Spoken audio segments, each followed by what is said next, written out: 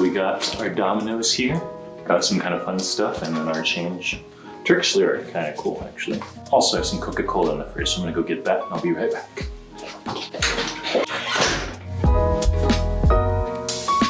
Got it? And I'm just by myself, so I'm just gonna drink out of the bottle like a freaking savage. So Domino's is actually one of my favorite restaurants in the US. Restaurants, fast food, whatever. Back when I was in college, they had this deal where it was $7.99 for a large 3-topping pizza, as long as you went and picked it up. And it was the greatest thing ever as a college student. I got pizza so many times. But I just kind of want to see what Domino's is like here in Turkey, because I was looking at the delivery options and there were some weird, funny things on the menu that I have never seen before. So the first thing that we got is this thing called DÖNER, which is a very common thing here in Turkey. Very common Turkish food.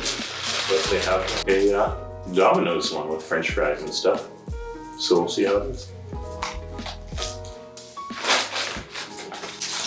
Pretty good. So there's sausage and potato in there. Pretty good. Very simple, but it's good. I'm a fan. The doner does taste pretty Turkish. I don't know, that's good. I'll try the next thing so they don't get cold before I taste them. Next thing that I got, I translated what it was called on the menu, and it says product between pieces of bread. So I don't really know what it's going to be. I think it's just like their way of saying sandwich, basically. I don't know. But this one is potatoes and ketchup and mayonnaise. I don't know if that has anything else on it, but it's pretty fun. I think it's literally just French fries with ketchup and mayonnaise on like a sandwich bun. Kind of fun.